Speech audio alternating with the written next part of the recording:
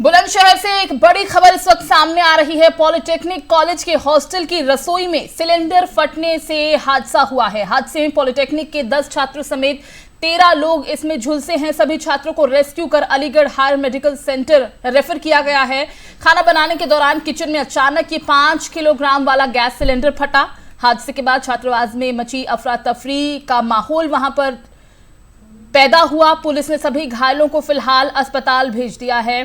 तस्वीरें हैं आपके सामने। इन तस्वीरों से आप अंदाजा लगा सकते हैं कि यह हादसा कितना बड़ा और भयानक हो सकता था। हालांकि बहुत ज्यादा बड़े नुकसान की अभी तक खबरें सामने नहीं आ रही हैं, लेकिन करीब 13 लोग बताए जा रहे हैं जो इस हादसे का शिकार हुए हैं, जो झुलस गए हैं। 5 किलोग्राम वाला गैस सिलेंडर फटने की वजह से यह हादसा हुआ है। रसोई में यह गैस सिलेंडर फटा, जिसके बाद की तस्वीरें आपके सामने हैं। सचिन शर्मा हमारे संवाददाता बुलंदशहर से हमारे साथ इस वक्त जुड़ गए हैं। सचिन, क्या अपडेट मिल पा रही है पूरे हादसे को देखते हुए? जी बिल्कुल नेहा, देखिए मैं आपको बता दूं, ये बुलंदशहर के डिवाई तहसील का मामला है, जहां राजकीय पॉलिटेक्निक छात्रावास है। कॉलेज के छात्रावास में आज सुबह खाना बनाते समय ये हादसा हुआ है। हादसे के दौरान 5 किलो का सिलेंडर अचानक फट जाने के कारण यहाँ 10 छात्र घायल हो गए थे, जिनको तुरंत मौके पर रेस्क्यू करके अलीगढ़ रेफर कर दिया गया है आगे के इलाज के लिए। बात करें तो जिला प्रशासन की, तो यहाँ से डीएम और डीआईजी मुख्यालय से तुरंत रवाना हो गए हैं और डिवाई जाकर के मौके का मुआयना करेंगे। उसके बाद में अलीगढ़ जाने के उनका कार्यक्रम है। सचिन, क्या पता चल पाया कि आखिर ये जो गैस सिलेंडर फटा, क्या किसी की लापरवाही की वजह से ये हादसा हुआ या क्या मतलब वजह बताई जा रही है? जी देखिए, वजह तो अभी क्लियर नहीं हुई है, लेकिन अभी प्रशासन द्वारा यही बताया जा रहा है कि खाना बनाते समय ये अचानक से सिलेंडर फटा है, जिसके चलते ये 10 छात्र यहाँ हादसे के चलते घायल हुए हैं, जिनको अभी अलीगढ़ रेफर कर दिया गया है। और प्रशासन बता रहा है कि सभी छात्र खतरे से बाहर हैं। तो यानी सचिन, कि जिस तरह की हम तस्वीरें देख पा रहे हैं, कोई बड़ा हादसा होते होते टल गया है। हालांकि जो घायल हुए हैं उन्हें आपने बताया कि अस्पताल रेफर कर दिया गया है। जी बिल्कुल बिल्कुल बिल्कुल। तो आप बता रहे थे सचिन की डीएम ने भी इस पर अपनी बात रखी है, चंद्र प्रकाश सिंह ने, उनका क्या कुछ कहना रहा? जी देखिए, डीएम चंद्र प्रकाश सिंह का कहना यही है कि आज सुबह छात्रावास में के मेस में खाना बनाते समय ये अचानक हादसा हुआ है, जिसकी लपेट में 10 छात्र आए हैं, लेकिन सभी छात्र खतरे से बाहर हैं। आगे के इलाज के लिए उन्हें अलीगढ़ रेफर कर दिया गया है, जहां प्रशासन की तरफ से हर तरह की सुविधा उन्हें मुहैया कराई जा रही है। ठीक है सचिन, बहुत बहुत शुक्रिया आपका इस तमाम जानकारी के लिए। तो तस्वीरें आपके सामने हैं। खाना बनाते वक्त ये हादसा हुआ है, गैस सिलेंडर फटने की वजह से करीब 12-13 छात्र बताए जा रहे हैं जो इस हादसे का शिकार हुए, घायल हुए हैं। उन्हें अस्पताल भर्ती कराया गया। फिलहाल वो सभी खतरे से बाहर हैं।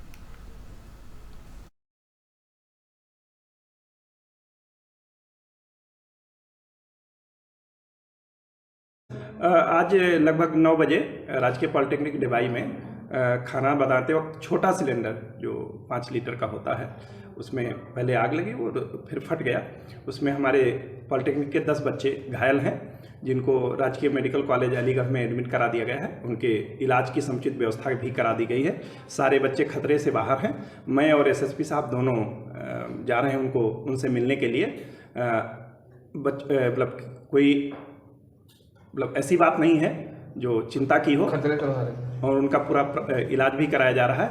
और अभी मेरी वहाँ सीएमओ अलीगढ़ को भी मौके पर भेजा गया है, वो वहीं है, मौके पर देख रेख कर रहे हैं। हमारे एक डिप्टी कलेक्टर भी मौके पर हैं, तहसील का भी, डिवाई का भी स्टाफ मौके पर है। कोई चिंता की बात नहीं है। मैं और एसएसपी साहब मौके पर जा रहे हैं। प्राथमिक जांच में क्या निकल गया सर, क्या कारण है? क्या वो छोटा सिलेंडर था, खाना बनाते वक्त उसमें आग लगी है, और बाकी के तो बाद में जांच का विषय होगा। पहले ज़्यादा जरूरी था कि बच्चों का इलाज कराया जाए। किसी बच्चों को गंभीर भी बताया जा रहा है? नहीं, अभी जो तत्कालिक रूप से मेडिकल कॉलेज से भी बात हुई है, मेरी प्रिंसिपल से भी बात हुई है, गंभीर रूप से कोई घायल नहीं है। आज लगभग 9 बजे बढ़ते आगे। 9 जिलों की 54 विधानसभा सीटों पर सुबह से ही मतदान जारी है। 613 प्रत्याशी जिनकी किस्मत आज ईवीएम में कैद हो जाएगी। और उत्तर प्रदेश में अगर 11 बजे तक की हम बात करें तो यहां पर 21.55% मतदान अभी तक हो चुका है। देखिए, वाराणसी में 21.19%, आजमगढ़ में 20.09%, मऊ में 24.33% मतदान अभी तक हो चुका है। और इसी के साथ आगे बढ़े तो जौनपुर में 21.84%, गाजीपुर में 20.05%, चंदौली में 23.51% मतदान अभी तक हुआ है। भदोही में भी अगर बात करें तो 22.24% मतदान हो चुका है। मिर्जापुर में 23.41% और सोनभद्र में 19.68% मतदान 11 बजे तक पूरा हो चुका है। लोग सुबह से ही मतदान केंद्रों पर पहुंच रहे हैं। अलग अलग चुनावी मुद्दे उनके जहन में हैं, जिनके आधार पर वोट डालने मतदाता मतदान केंद्रों पर पहुंच रहे हैं। 5 साल में ये मौका मतदाताओं के पास। एफएम न्यूज सभी मतदाताओं से यही अपील और गुजारिश करता है कि अपने घरों से निकले, मतदान केंद्रों पर जाएं और अपने मताधिकार का इस्तेमाल करते हुए आप वोट जरूर दें।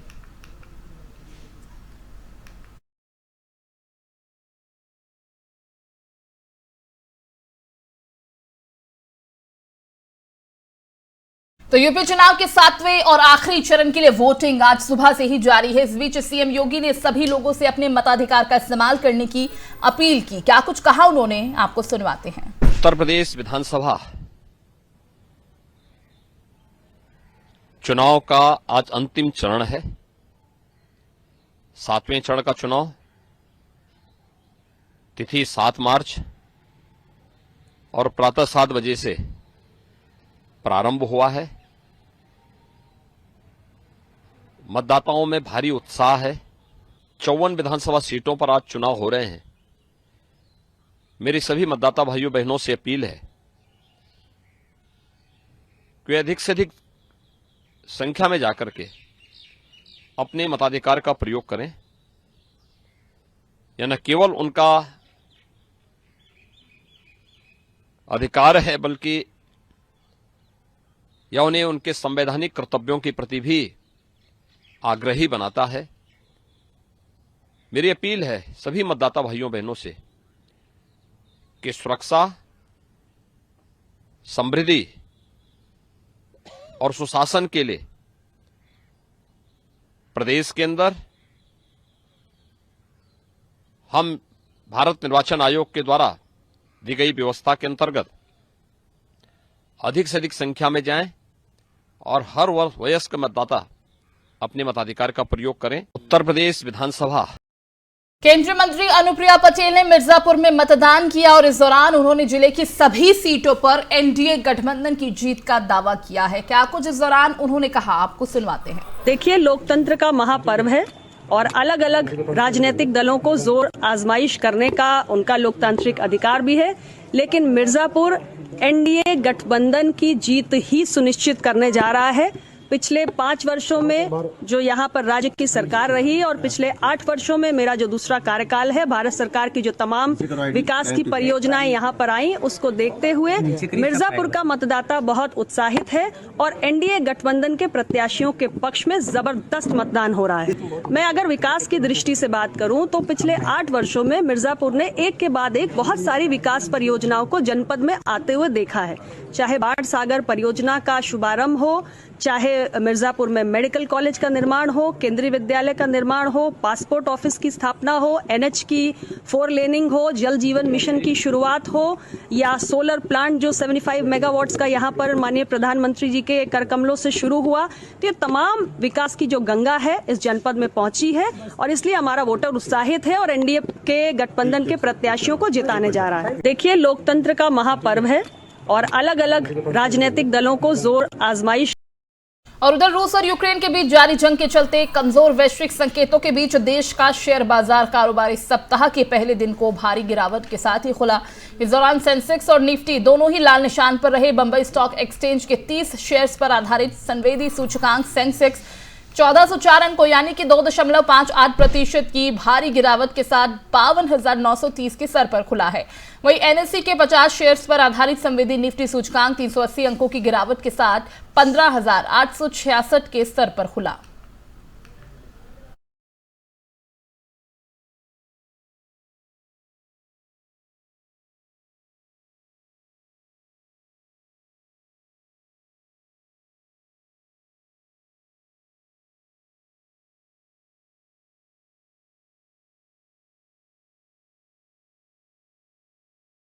रूस यूक्रेन की जंग का जो असर है वो देखते ही बन रहा है किस तरह से सेंसेक्स में गिरावट दर्ज की जा रही है। और रूस यूक्रेन के बीच जो ये जंग हो रही है इसका असर न सिर्फ शेयर बाजार में बल्कि दुनिया भर में दिखने लगा है। भारत की बात करें तो उसका असर यहां भी होने लगा है। इसे लेकर डॉलर के मुकाबले रुपए में जोरदार गिरावट दर्ज की गई है और डॉलर के मुकाबले रुपए में 81 पैसे की गिरावट दर्ज हुई है। सोमवार को डॉलर के मुकाबले रुपए में 77 पैसे तक के ये स्तर पर पहुंचा। अमेरिका और उसके यूरोपीय सहयोगियों द्वारा रूसी तेल पर प्रतिबंध लगाने की खबरों पर कच्चे तेल के ताजा उछाल के बाद रुपया सोमवार को लगभग 77 डॉलर प्रति डॉलर के निचले स्तर पर जा पहुंचा है। ये लगातार चौथा सत्र है जब डॉलर के मुकाबले रुपया कमजोर हुआ है। बताते चलें कि घरेलू करेंसी मार्केट में रुपये 6.96 प्रति डॉलर पर कमजोर हो रहा है। की जो समस्या है वो भी लगातार गंभीर होती जा रही है क्योंकि महंगे कच्चे तेल ने आरबीआई की नींद उड़ा दी है। क्रूड ऑयल इस समय 130 डॉलर के स्तर पर पहुंच गया है जो कि 14 सालों का उच्चतम स्तर है। अमेरिका, यूरोप और सहयोगी देश रूस पर आर्थिक प्रतिबंध के अलावा ऑयल सप्लाई बैन करने की तैयारी की जा रही है और रूस इस समय दुनिया का दूसरा सबसे बड़ा ऑयल प्रोड्यूसर है। वहां कह सकते हैं कि रोजाना 5 से 6 मिलियन बैरल तेल एक्सपोर्ट वो करता है। तेल निर्यात पर प्रतिबंधों के कारण ही इसका भाव 14 सालों के उच्चतम स्तर यानी करीब 130 डॉलर तक पहुंच गया है। आरबीआई के सामने डबल समस्या है, दोहरी समस्या है। पहली समस्या बढ़ती महंगाई की है जबकि दूसरी समस्या घटते ग्रोथ रेट को लेकर है। अंतर्राष्ट्रीय मामलों के जो जानकार हैं जेपी मॉर्गन, उनका मानना है कि इस साल के आखिर तक ये 180 डॉलर प्रति बैरल के स्तर तक पहुंच जाएगा। शॉर्ट टर्म में इसके 150 डॉलर तक पहुंचने का अनुमान लगाया गया है। और दूसरी तरफ खाने के तेल में भी भारी उछाल है। दोनों तेल के भाव में तेजी के कारण रिजर्व बैंक को महंगाई का अपना लक्ष्य रिवाइज करना होगा। जनवरी में महंगाई पहले ही 6% की अपर लिमिट को क्रॉस कर चुकी है। रिजर्व बैंक लगातार सप्लाई प्रॉब्लम की समस्या बता रहा है। कोरोना महामारी के कारण इकोनॉमी उबर नहीं रही। ऐसे में आर्थिक सुधार के कारण मांग और तेजी इसमें आई है जिससे कि सप्लाई की समस्या और ज्यादा गंभीर हो गई है। तो कच्चे तेल में जबरदस्त उछाल, 130 डॉलर के स्तर पर कच्चा तेल पहुंच गया है।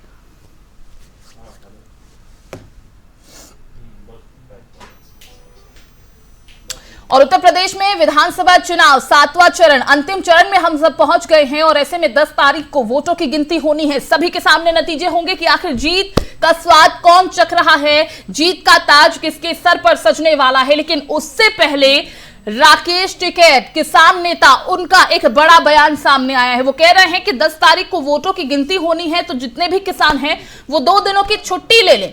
उनका ये कहना इसलिए रहा कि जब वोटों की गिनती होगी तो उसमें गड़बड़ी की जा सकती है और आम जनता को इस पर निगाह रखनी होगी क्योंकि हमने वोट दिया है, हमने मतदान किया है।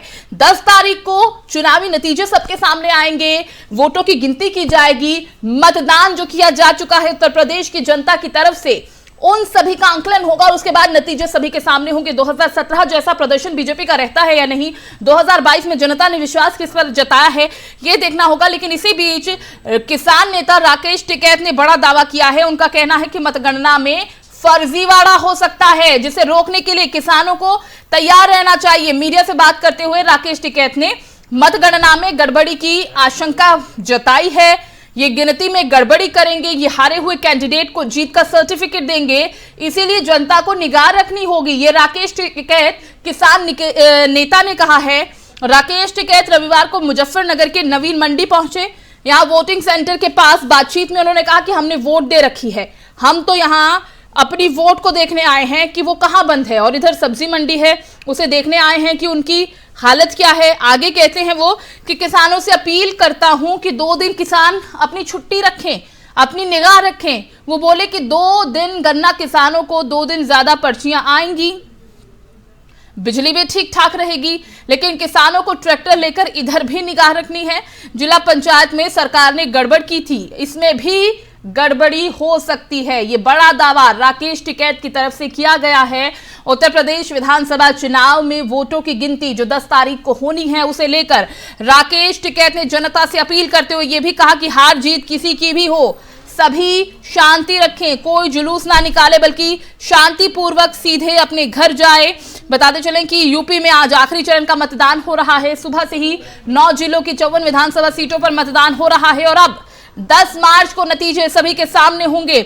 यूपी के साथ साथ उसी दिन पंजाब, मणिपुर, उत्तराखंड और गोवा के भी नतीजे आएंगे। निगाहें सबकी उत्तर प्रदेश पर, क्योंकि सत्ता का रास्ता कहते हैं कि उत्तर प्रदेश से होकर गुजरता है। ऐसे में उत्तर प्रदेश में सत्ता अपने हाथ में हो, तमाम पार्टियों की तरफ से ये जद्दोजहद जारी है। और उसी बीच राकेश टिकैत किसान नेता, उनका ये बड़ा दावा, ये बड़ा बयान सामने आया है।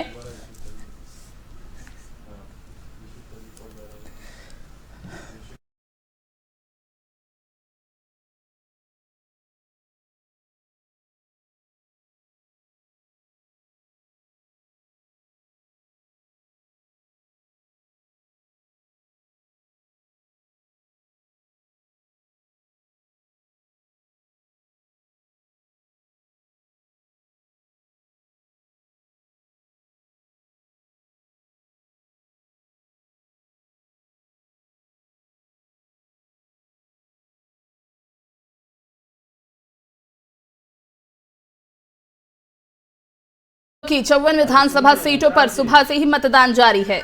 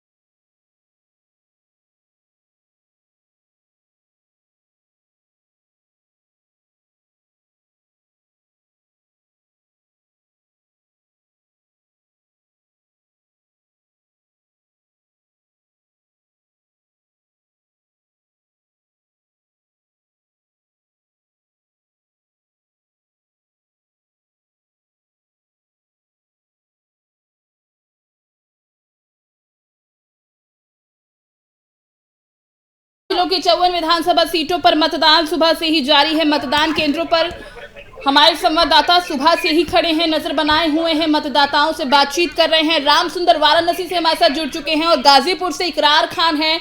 सबसे पहले राम सुंदर, मैं आपके पास आना चाहूंगी। वाराणसी की 8 विधानसभा सीटों पर वोटिंग सुबह से जारी है, किस तरह का मुकाबला आप देख पा रहे हैं? और अगर वहां पर मौजूद लोगों से बातचीत की हो तो किस तरह के मुद्दे उनके जहन में जिस पर आधारित वो आज अपना मतदान करने पहुंच रहे हैं?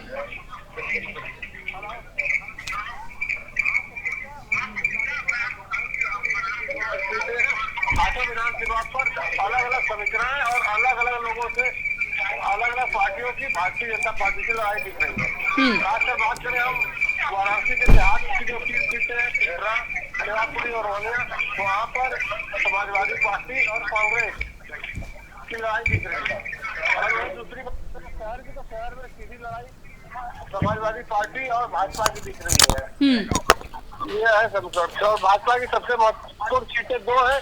शहर की जो शहर दक्षिणी और कैंट पे भारतीय जनता पार्टी की लंबे समय से कब्जा है। कई परिवार के भाजपा के पंजारी जी से उनकी पत्नी ज्योत्सना जी हुई और फिर अब उनके बेटे सौरभ श्रीवास्तव चुनाव लड़ रहे हैं। तो भारतीय जनता पार्टी के लिए एक बड़ी चुनौती है वाराणसी की 8 विधानसभा सीटों पे अपनी 2017 की स्थिति बरकरार रखना। जी देखिए, मौजूदा समय में यहाँ की 2 सीटों पर भारतीय जनता पार्टी का कब्जा है, जबकि एक सीट से निषाद पार्टी के विजय मिश्रा विधायक है। और आप कह रहे हैं कि इस बार चुनौती कांटे की है, टक्कर कांटे की है।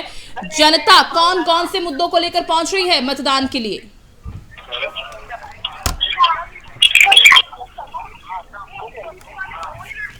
राम सुंदर, आवाज मिल पा रही है आपको?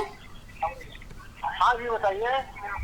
आप अगर लोगों से बातचीत कर पा रहे हो तो आप उनसे पूछने की कोशिश कीजिए कि कौन कौन से मुद्दे वाराणसी की इन 8 सीटों पर जनता के जहन में है, जिनके आधार पर वो वोट डालने पहुंच रहे हैं आज। मैं बुला ला 2-3 लोग को।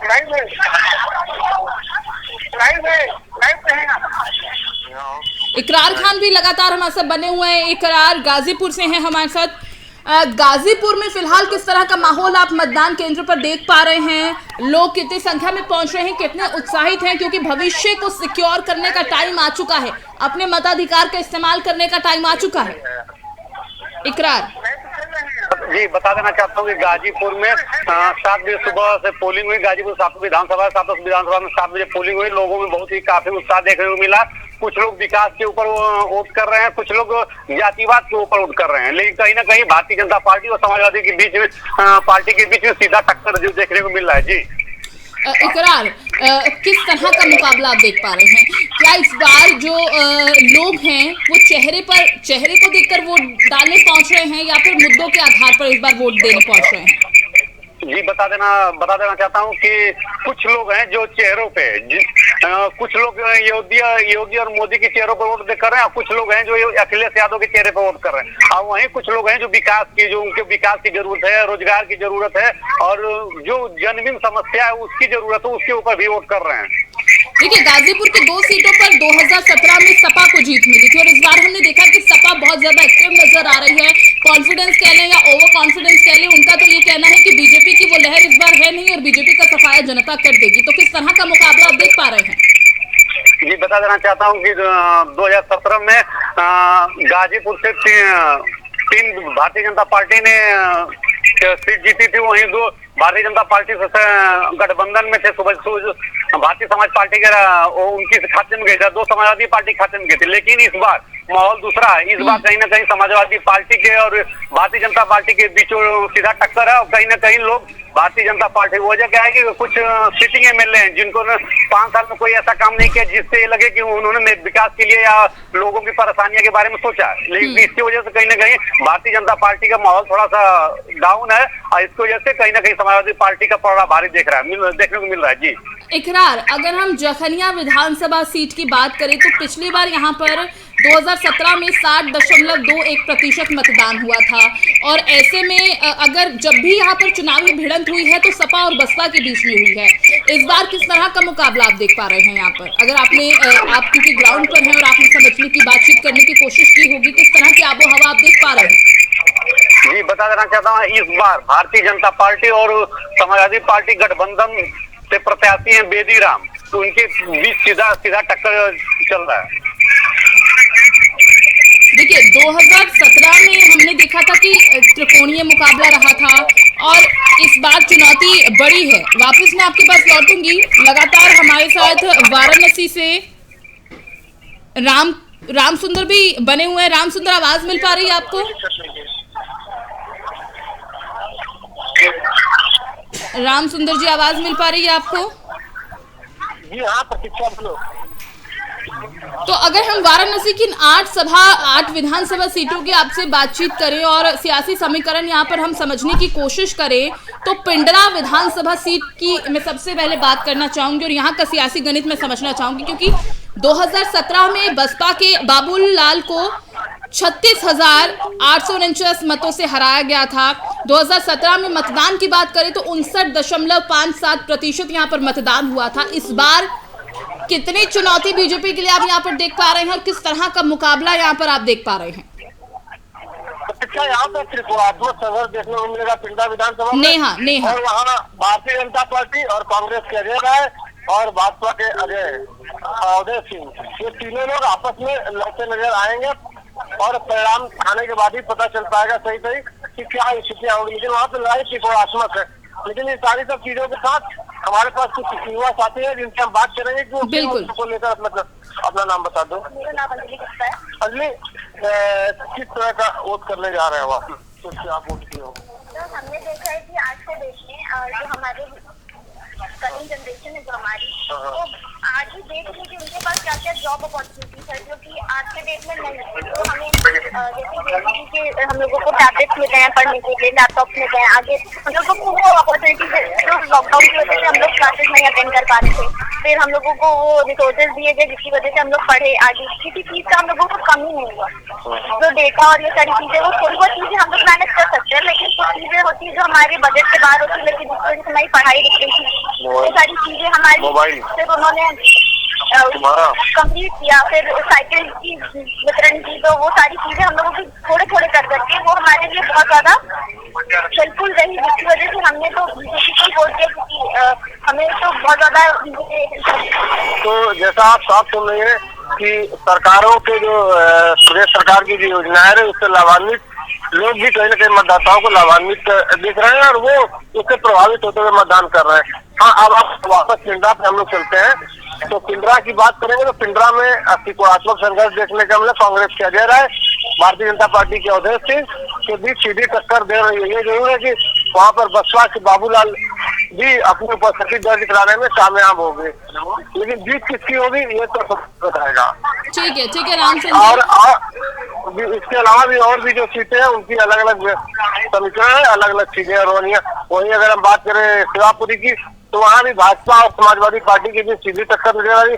सरोनिया में विधानसभा जो ग्रामीण इलाके की विधानसभा है वहाँ पर भी सपा और भाजपा की से समर्थित अपना दल समेरावादी और सब सारी सीटों में सीधे चुनावी टक्कर नजर आ रहा है। जी प्रतीक्षा। ठीक है रामचंद्र, मैं लौटूंगी आपके पास और जानकारी के लिए। फिलहाल के लिए बहुत बहुत शुक्रिया आपका इस तमाम अपडेट और तमाम जानकारी के लिए। इकरार आपका भी बहुत बहुत शुक्रिया, आपसे भी मैं और जानकारी लूंगी। तो हमारे दोनों संवाददाता जो हमारे साथ जुड़े उनका यही कहना था कि लोग यहाँ पर पहुंच रहे हैं इस बार, कुछ लोग जो चेहरे के आधार पर वोट डाल रहे हैं, लेकिन बहुत से ऐसे भी लोग हैं जो जागरूक हैं। मतदाता आज का जानता है कि 5 साल आने वाले कैसे होने चाहिए, किस तरह की सरकार होनी चाहिए, किस तरह के मुद्दे जो अहम हैं उन मुद्दों के आधार पर वोट डालने पहुंच रहा है। और इसी बीच आपको बता दें कि जहां 9 जिलों की 54 विधानसभा सीटों पर मतदान हो रहा है, वोट डाले जा रहे हैं, ऐसे में दूसरी तरफ किसान नेता राकेश टिकैत ने एक बड़ा दावा किया है। राकेश टिकैत ने मीडिया से बातचीत करते हुए कहा कि मतगणना में गड़बड़ी की बिल्कुल आशंका है। वो कहते हैं कि गड़बड़ी हो सकती है, ये गिनती में गड़बड़ी करेंगे, हारे हुए प्रत्याशी को जीत का सर्टिफिकेट दे देंगे और इसीलिए जनता को इस पर निगाह रखनी होगी। राकेश टिकैत रविवार को मुजफ्फरनगर के नवीन मंडी पहुंचे थे। यहां पर उन्होंने लोगों से बातचीत की और कहा कि आप लोगों को अलर्ट रहना है, सतर्क रहना है। 2 दिन की छुट्टी की भी बात वो करते नजर आए हैं। क्या कुछ कहा राकेश टिकैत ने, वो आपको सुनवाते हैं।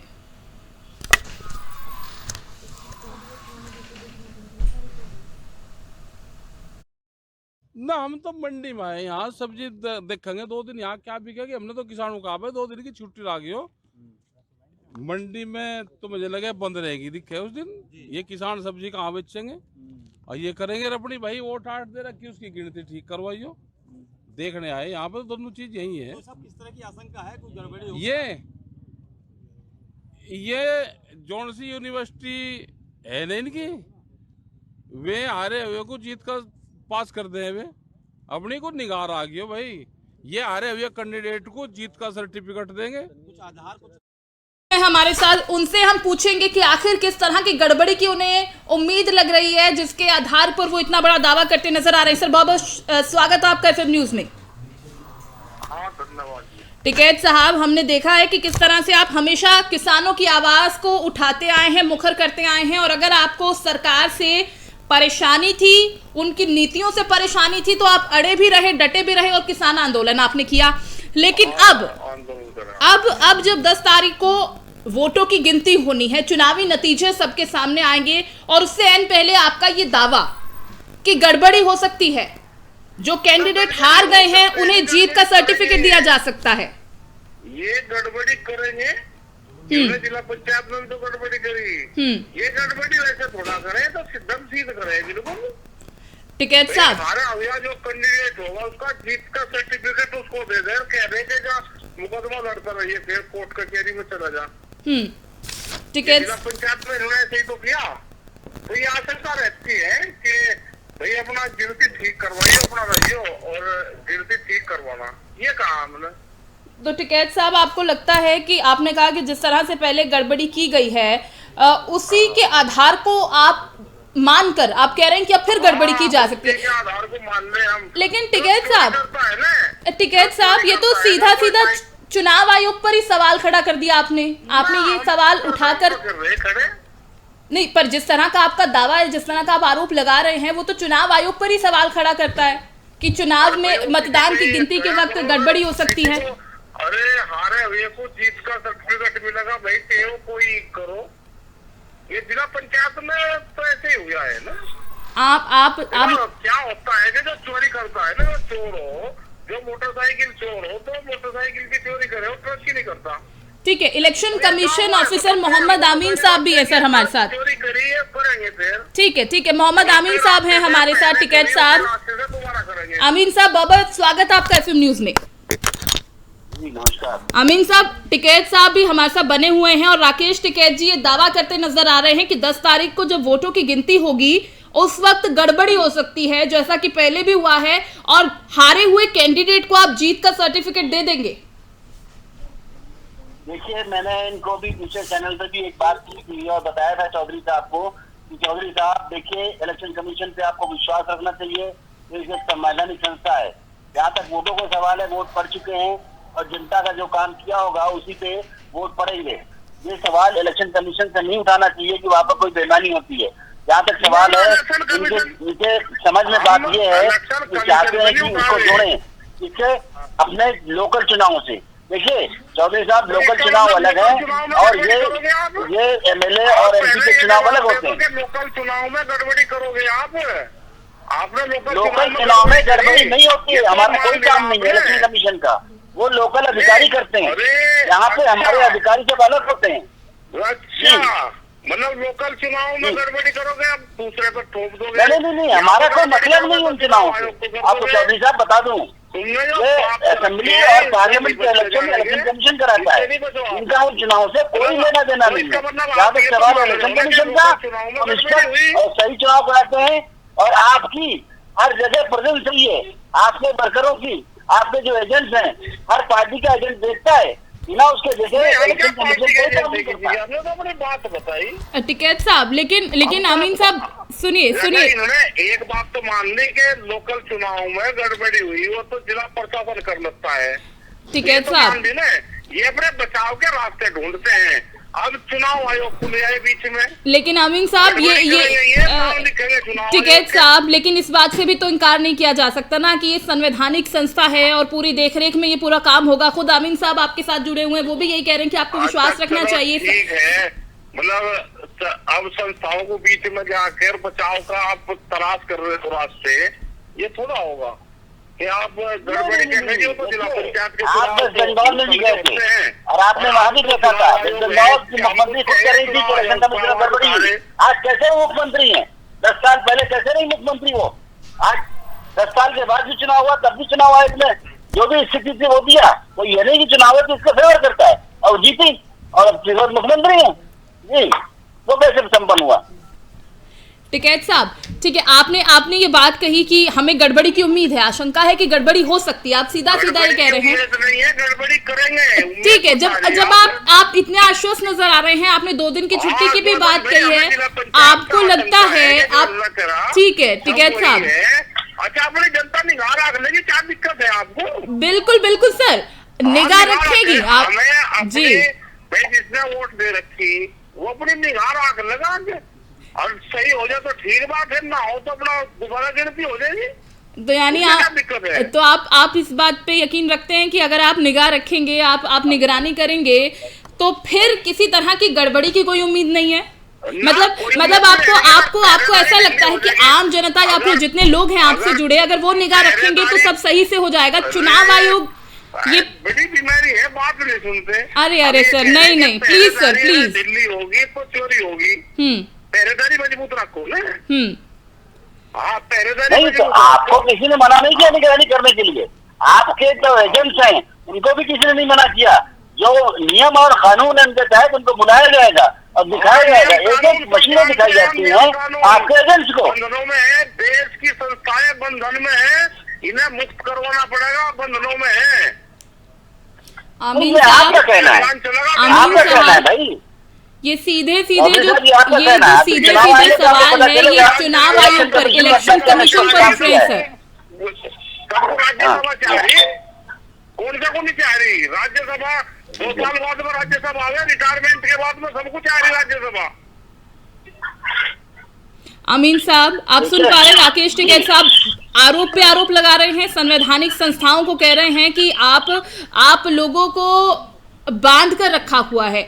लेकिन जिस तरह से ये आरोप लगाया जा रहा है, हालांकि निगाह रखने की भी बात कही जा रही है, आपको लगता है कि अगर निगाह रखी जाए, आपने कहा कि ठीक है आपको आजादी है, आप रखें निगाह, लेकिन ये कहा जा रहा है कि अगर वोटों की गिनती में हमें गड़बड़ी लगती है तो हम फिर दोबारा से गिनती करवाएंगे, और इस तरह के तमाम जो सवाल उठाए जा रहे हैं वो देश की संवैधानिक संस्था पर सवाल खड़े हो रहे हैं।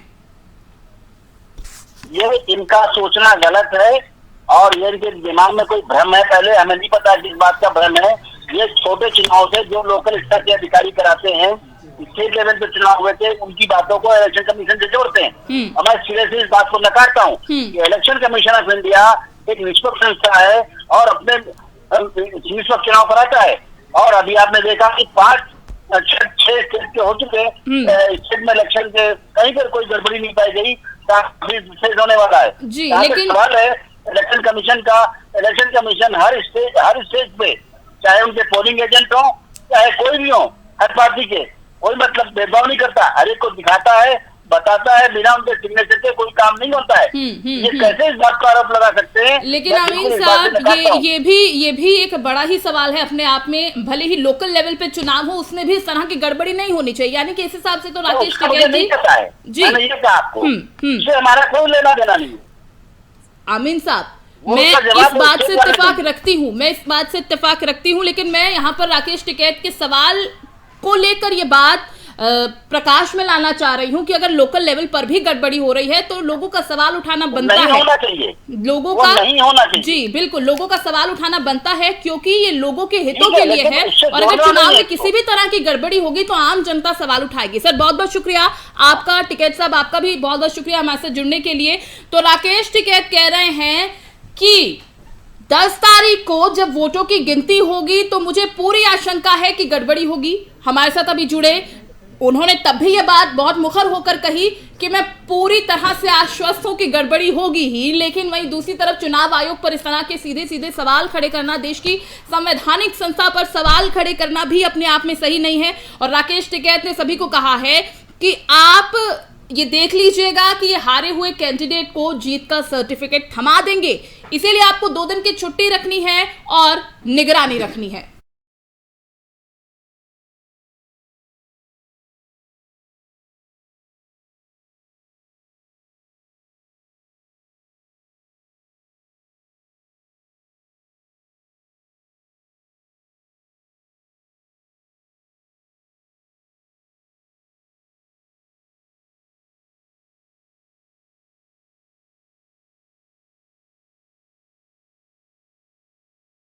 फिर आपको सुनाते हैं राकेश टिकैत ने क्या कहा। बस ये गिनती में रोड़ा करेंगे ना, हम तो मंडी में है, यहाँ सब्जी देखेंगे 2 दिन, यहाँ क्या बिकेगी? हमने तो किसानों का 2 दिन की छुट्टी लागी हो, मंडी में तो मुझे लगे बंद रहेगी, दिखे उस दिन ये किसान सब्जी कहाँ बेचेंगे और ये करेंगे रपड़ी भाई, वोट 8 दे रखी, उसकी गिनती ठीक करवाइयो, देखने आए यहाँ पे। दोनों चीज यही है। तो सब किस तरह की आशंका है, कोई गड़बड़ी हो? ये जौन सी यूनिवर्सिटी है ना इनकी, वे हारे हुए को जीत कर पास कर दे, वे अपनी को निगार आ गई हो भाई, ये हारे हुए कैंडिडेट को जीत का सर्टिफिकेट देंगे। कुछ आधार कुछ सुना गया आपके? हाँ, पहले जिला पंचायत में उन्होंने कराया सही। को अभी आप सुन रहे थे मोहम्मद आमीन साहब लगातार हमारे साथ बने हुए लाइव हैं इस वक्त, उनसे एक बार फिर हम समझने की कोशिश करेंगे इन पूरे समीकरणों को, जिस तरह से सवाल राकेश टिकैत की तरफ से उठाए गए हैं। आमीन साहब, देखिए राकेश टिकैत अगर इस तरह के सवाल उठा रहे हैं तो कह सकते हैं कि उन्होंने एक चिंगारी को भड़का दिया है और लोगों के मन में भी ये सवाल पैदा कर दिए हैं, क्योंकि न सिर्फ राकेश टिकैत बल्कि अन्य राजनीतिक पार्टियां भी इस तरीके के सवाल हमेशा हर इलेक्शंस में उठाती आई हैं। तो लोगों के मन में एक आशंका, एक शंका कह सकते हैं कि पैदा कर दी है उन्होंने, और सवाल चुनाव आयोग पर उठा दिया है।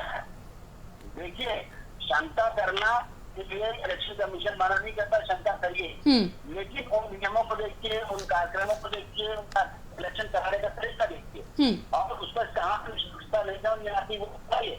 लेकिन सीधा सीधा आरोप लगाना बिल्कुल निराधार है और ये उचित नहीं है। जहाँ तक सवाल है शंका करने का करिए, हर पार्टी करती है और हर पार्टी देखती आई है। इसका उदाहरण है आपको पिछले बंगाल के चुनाव में, राजस्थान के चुनाव में, आप देखिए केरला का चुनाव हुआ है, उसमें भी ममता बनर्जी ने इस बात का अभिलेखा जाहिर किया था कि पीएम और गृह मंत्री की वजह से चुनाव आयोग जो है तो इसमें हमको हरा देगा। लेकिन वो इस बात को भूल गई थी कि पिछले 10 साल से उसी बंगाल की मुख्यमंत्री थी और इस चुनाव में भी वो जीती, और बाई इलेक्शन के बाद बिल्कुल चुप हो गई है। इलेक्शन कमीशन से कोई आरोप नहीं आ रही। इसी तरह मैं कहता हूँ टिकैत जी को भी समझ आ जाएगा कि कहाँ पर बेईमानी है। मैं कहता हूँ अगर कोई बेईमानी करता है तो उसको पकड़िए। इलेक्शन कमीशन कहता है उसको इनाम देगा। इलेक्शन कमीशन ने आपको याद होगा कि हर जर्नलिस्ट को भी पूरा राइट दे रखा है और उसमें संज्ञान लेता है, चाहे आपको विजुअल हो, चाहे आपकी चाहे आपको फोटोग्राफ्स हो, और पूरा दंड देता है। लेकिन निष्पक्षता पे हम नहीं, हम कहेंगे कि आपको हाँ आपके साथ निष्पक्षता होती है, कोई होता है तो उसको बताइए, लेकिन सीधा सीधा आरोप लगाना इलेक्शन कमीशन के ऊपर ये उचित नहीं है। लेकिन अमीन साहब ऐसा क्यों होता है बार बार ऐसा? ठीक है, मैं आपसे थोड़ा डिटेल में ये समझना चाहूंगी, प्लीज एलैबोरेट इसे जरूर कीजिएगा, क्योंकि बहुत सारे लोगों के मन में ये सवाल है। ऐसा क्यों होता है कि बार बार देश के संवैधानिक संस्थाओं पर सवाल उठाए जा रहे हैं, कहा जा रहा है कि उन्हें कोई और ऑपरेट कर रहा है, वो खुद से काम नहीं कर पा रही हैं? ऐसा क्यों बार बार इस तरह के सवाल उठाए जाते हैं?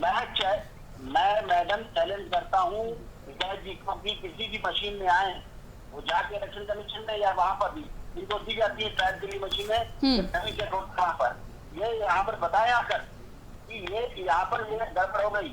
वो एक कैलकुलेटर की तरह मशीन है, वो बैटरी से ऑपरेटेड है, ना तो वो हैक हो सकती है ना कुछ हो सकती है। आपको याद होगा कि एक बार आपकी पार्टी ने उठाई थी इस बात को और उनके लोगों ने कहा था कि साहब ये हैक हो जाती है और हम ये कर लेंगे वो कर लेंगे। इलेक्शन कमीशन ने पूरी छूट किसी तरह बुलाया था, उस वक्त कोई पार्टी सामने नहीं आई इलेक्शन कमीशन में, सिर्फ एक पार्टी आई था, उसका नाम था कम्युनिस्ट पार्टी ऑफ इंडिया, उसका एक रिप्रेजेंटेटिव आया था और ये सब भाग गए थे। हमारी बात का आरोप लगाना तो आसान है, लेकिन साबित करना बहुत मुश्किल है, क्योंकि बैटरी ऑपरेटर है, जस्ट लाइक ये कैलकुलेटर है, आप कैलकुलेटर को हैक करके दिखाइए, इस मशीन को भी हैक कर लीजिए। तो गलत बातें हैं कि लोग अपना होमवर्क करते नहीं है, सरकार काम करती नहीं है, या जो विपक्षी वो काम करते नहीं है और जनता उनको वोट दे देती। वो कहते क्या है, जस्ट लाइक क्रिकेट के बच्चे खेलते हैं, कहते अंपायर ने बेईमानी की, अरे तुम्हें खेलना था। तो यानी आमीन साहब आप सीधा सीधा कह रहे हैं कि ये सभी जो आरोप हैं वो निराधार हैं।